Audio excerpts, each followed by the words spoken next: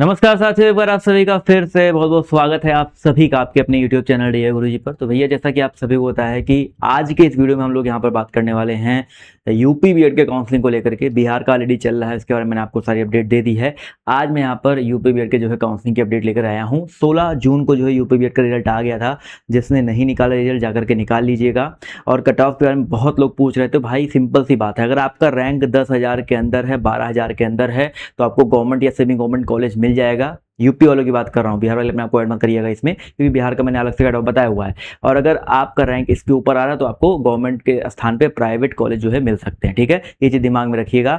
अब यहाँ पर देखिए सिंपल सी एक चीज़ ये है कि अगर आप लोग जो है क्योंकि काउंसलिंग भी आपका प्रोसेस बहुत लंबा चलने वाला है, तो आपको डेली बेसिस पर जो है सारी अपडेट्स जो है देखने को मिलती रहेगी। तो हमारा टेलीग्राम ग्रुप ज्वाइन कर लो, ठीक है। हमारा व्हाट्सएप जो है ज्वाइन कर लीजिए। व्हाट्सएप टेलीग्राम से अच्छा सबसे बेस्ट है भाई हमारा जो ऐप डाउनलोड कर लीजिएगा। ऐप पर आपको सारी अपडेट, ठीक है, हमारा ये ऐप है, इस ऐप पर आपको सारी अपडेट जो है देखने को मिलती रहेगी। अगर आपका कोई साथी दोस्त है जो है बीएड प्री स्पेशल 2027 के लिए जो है प्रिपरेशन करना चाहता है, तो यहाँ पर हमारा आरंभ बैच भी स्टार्ट हो गया है। इस बैच में बिल्कुल बेसिक से आपको थ्योरी पढ़ाया जा रहा है। किताब आपको अलग से नहीं लेना है, किताब आपको मिल रहा है। Practice set, previous year question, सभी सब्जेक्ट के जो टेस्ट सीरीज, ये सब कुछ आपको जो है इस प्राइस में देखने को मिल रहा है। ठीक है, तो अगर कोई आपका साथी दोस्त, छोटा भाई बहन बीएड प्री स्पेशल 2027 की तैयारी करना चाहता है, अच्छी तरीके से सरकारी सीट पाना चाहता है, अच्छा नंबर लाना चाहता है, तो ये बैच अभी ज्वाइन कर ले। पूरे साल भर की फीस जो है बहुत सस्ते में जो आपको पूरा सब कुछ जो है प्रोवाइड कराया जा रहा है। तो एक बार जो है उनको सजेस्ट कर दीजिएगा। ठीक है, अब यहाँ पर बात करेंगे भाई यूपी बीएड की काउंसलिंग को लेकर के। देखिए यहाँ पर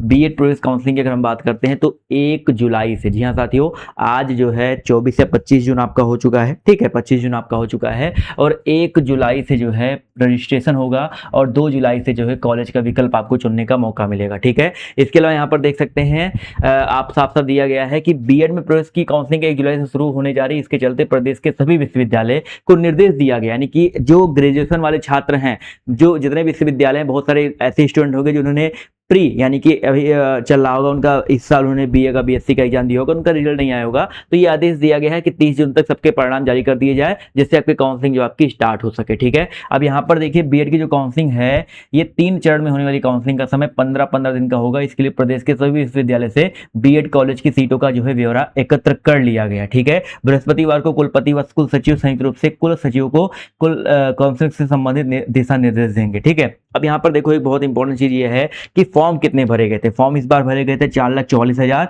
जिसमें से 4,05,106 लोगों ने जो है पेपर दिया है। तो भैया इस बार कंपटीशन बहुत ज्यादा है, 4 लाख लोगों ने जो है पेपर दिया हुआ है। तो अगर आपको कोई कह रहा है कि भाई आप ये यहाँ पर कॉलेज में एडमिशन लेना चाहते हैं तो सीट बुक कर लो, ये कर लो, उस प्रोसेस के थ्रू मत जाइएगा, फ्रॉड हो सकता है आपके साथ। ठीक है, सिंपल सी बात है, आप अगर बीएड एंट्रेंस एग्जाम का एग्जाम दिए हैं यूपी में स्पेशली, तो आप जो है काउंसलिंग प्रोसेस के थ्रू ही जो है एडमिशन लीजिएगा। ठीक है, अब यहाँ पर देखिए, यहाँ पर मैं आपको बताता हूँ कि किस तरीके से आपका काउंसलिंग होता है। ठीक है, जो काउंसलिंग चक्र होता है वो कुछ इस तरीके से होता है। एक आपका मेन काउंसलिंग होता है राउंड 1, जिसमें 4 फेज हो सकते हैं, 1 2 3 4। 4 फेज का मतलब क्या है कि पहले फेज जो आपका राउंड 1 होता है, पहले फेज में 1 से लेकर के 75,000 तक के लड़के जाते हैं रैंक तक। फिर आपका जो दूसरा फेज होता है 75,000 से लेकर के 1.5 लाख तक जाते हैं। फिर जो तीसरा फेज होता है उसमें 1.5 लाख से लेकर के 2-2.5 लाख तक जाते हैं। उसके बाद जो चौथा फेज होता है 2.5 लाख के ऊपर वाले जाते हैं। इस तरीके से आपका 4 फेज जो मेन काउंसलिंग होता है वो 4 फेज में जाता है। ठीक है, इसके बाद ये फेज में अगर आपका एडमिशन हो गया, ठीक है, नहीं हो पाता है तो पूल काउंसलिंग में भी आपको मिलता है। फिर आपका जो चक्र 3 है, तीसरा चक्र, मैंने आपको 3 चक्र में होते हैं, तीसरा चक्र आपका डायरेक्ट एडमिशन है। ठीक है, तो अगर इन दोनों के बाद कॉलेज में सीटें बच जाती है तब आपका डायरेक्ट एडमिशन होता है। अब यहाँ पर देखिए रिक्वायरमेंट, ठीक है, काउंसलिंग में भाग लेने के लिए क्या क्या चीजों की आवश्यकता है, तो यहाँ पर देखिए भैया साफ साफ यहाँ पर देखिए, मैं आपको सारी जो डिटेल देने का प्रयास कर रहा हूँ, क्या क्या चीजों की आवश्यकता है। ठीक है, शुल्क की वापसी, यदि आप लोग को बैंक खाता जो है आपको देना पड़ेगा, या खाता केवल अभ्यर्थी उसके माता या पिता के नाम पर होना चाहिए। यानी कि आप लोग का जो काउंसलिंग फीस लगता है 750 रुपए काउंसलिंग फीस और एडवांस फीस 5,000 रुपए जमा होता है, यानी कि 5,750 रुपए आपका जो है फीस लगता है काउंसलिंग के टाइम पे। तो उसके लिए जो है आपको एक बैंक खाते का विवरण देना होता है, और वो बैंक खाता आपका होना चाहिए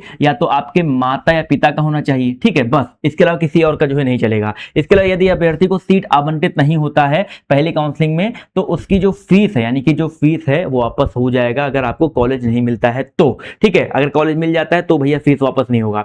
इसके अलावा अभ्यर्थी को सलाह दी जाती है कि फीस वापसी हेतु अपने जनधन खाते खाते का विवरण ना दें, यानी कि अगर आपका कोई जनधन खाता बना हुआ है उसका विवरण नहीं देना है, नॉर्मल जो बैंक अकाउंट सेविंग अकाउंट होता है वही आपको जो है विवरण देना है। इसके अलावा आपका क्या क्या चाहिए भैया, खाता संख्या चाहिए, खातेदार का नाम चाहिए, IFSC कोड चाहिए होता है, बैंक का नाम चाहिए होता है, कौन सा ब्रांच ये चाहिए होता है, ठीक है, ये तो हो गया भैया। इसके अलावा आपको और क्या चाहिए होता है भैया, यहाँ पर आपको चाहिए होता है ओरिजिनल मार्कशीट चाहिए होता है, ठीक है, मार्कशीट चाहिए होता है। इसके अलावा जो है जो भी आपका हाई स्कूल इंटर जो भी आपने मार्कशीट दे रखा है वो आपको मार्कशीट चाहिए होगा, ठीक है। इसके अलावा जो है काउंसलिंग आपका रजिस्ट्रेशन जो है वहां पर स्टार्ट हो जाएगा, ठीक है। अब कुछ और इंपॉर्टेंट डॉक्यूमेंट्स मैं आपको जो है बता देता हूं, जैसे एडमिट कार्ड, आपका जो अपना एडमिट कार्ड लिया था एडमिट कार्ड, ये सब चीजें जो है काउंसलिंग के साथ साथ जो आपका एडमिशन होगा, ठीक है, जब आपको कॉलेज मिल जाएगा तो ये सारे डॉक्यूमेंट्स आपके पास होने चाहिए, क्योंकि सब कुछ आपको कहीं ना कहीं आपका यूज होने वाला है, ठीक है। जैसे बीएड एंट्रेंस एग्जाम का एडमिट कार्ड हो गया, स्कोर कार्ड हो गया, यानी कि जो आपका रिजल्ट आया है, आपका रजिस्ट्रेशन स्लिप हो गया, जब आप रजिस्ट्रेशन करोगे काउंसलिंग में तो आपको रजिस्ट्रेशन स्लिप मिलता है, वो स्लिप आप लोग एक संभाल के रखिएगा। जब आपको कोई कॉलेज मिल जाता है तो सीट अलॉटमेंट लेटर आपको संभाल के रखना है, 10th की मार्कशीट, 12th की मार्कशीट, ग्रेजुएशन की मार्कशीट, अगर आपने पीजी कर रखा है तो पीजी की मार्कशीट, ठीक है। इसके अलावा जो है कॉलेज लिविंग यानी कि जो टीसी होता है, CLC आपको जो टीसी होता है ट्रांसफर सर्टिफिकेट, वो आपका एडमिशन के टाइम पे लगता है। इसके अलावा माइग्रेशन सर्टिफिकेट, कैरेक्टर सर्टिफिकेट, ये जो 3 चीजें 10, 11, 12 वाला जो चीज है ये आपका एडमिशन के टाइम पे लगेगा, ठीक है, जब आप कॉलेज में एडमिशन करवाने जाओगे। इसके अलावा कैटेगरी, अगर आपका जनरल, OBC, BC, जो EWS जिस भी कैटेगरी से आप है, जनरल वाला को तो नहीं होता लेकिन इसके अलावा और भी जितने कैटेगरी है उन सबका जो सर्टिफिकेट बनता है वो सर्टिफिकेट आपके पास होना चाहिए। निवास प्रमाण पत्र सबको लगेगा, ठीक है, आधार कार्ड सबका लगेगा, पासपोर्ट साइज फोटो आपके पास होनी चाहिए, फोटो आपका काउंसलिंग के टाइम पे भी यूज होता है और आपका एडमिशन के टाइम पे भी जो आपका यूज होता है। इसके अलावा जो है मोबाइल नंबर, ईमेल आईडी और फी रिसिप्ट होगा, ठीक है, ये चीजें जो आपको चाहिए।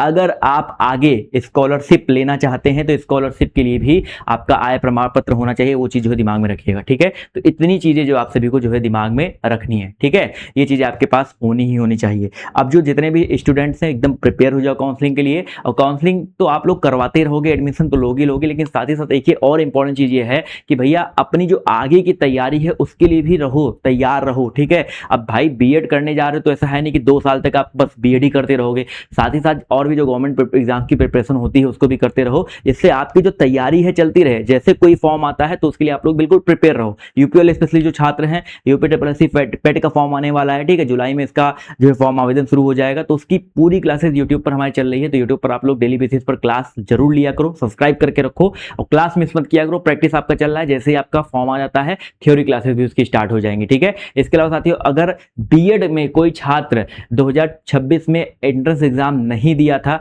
फिर भी अपना साल बर्बाद नहीं करना चाहता है तो भैया यहाँ पर आप हरियाणा से बीएड कर सकते हैं। हरियाणा से बीएड करने का फायदा क्या है कि आपको बिना एंट्रेंस एग्जाम के वहां पर बीएड हो जाएगा, ठीक है। एग्जाम टाइम में आपको वहां पर हॉस्टल मिलने वाला है, ईयरली एग्जाम मोड होगा, यानी कि जब भी आपका एग्जाम होगा आपको बस एग्जाम देने जाना होगा और पूरी घर से बैठ करके जो है प्रिपरेशन आप तैयारी कर सकते हैं। एनसीटी जितने भी आपको वहां पर एडमिशन मिलेंगे एनसीटी अप्रूव्ड कॉलेज मिलेंगे, कोई भी हिडन चार्ज नहीं होगा, 100% पासिंग रिजल्ट मिलने वाला है और कोई भी एक्स्ट्रा फीस आपका यहाँ पर जो है नहीं लगेगा, ठीक है। अगर आपने इस बार आपका बहुत कम नंबर आया, आपको लगता है प्राइवेट कॉलेज भी नहीं मिलेगा या आपको लगता है कि इस बार आपने एंट्रेंस एग्जाम नहीं दिया था, तो आप लोग यहाँ से एडमिशन ले सकते हैं। ये नंबर है 9467179859, इस नंबर पे जो आप लोग एक कॉल करके पूरी जो डिटेल है, पूरी जो जानकारी है प्राप्त कर सकते हैं, ठीक है। अगर आपके दिमाग में कोई डाउट चल रहा है तो नीचे कमेंट बॉक्स ओपन है, कमेंट बॉक्स में अपने जो है सवालों को पूछिए, उसके ऊपर जो है मैं शॉर्ट वीडियो के माध्यम से या लॉन्ग वीडियो के माध्यम से आपको अपडेट जो है प्रोवाइड करता रहूंगा। तो आज की इस वीडियो में इतना ही, बाय, टेक केयर, जय हिंद, जय भारत, धन्यवाद सेशन में जुड़ने के लिए।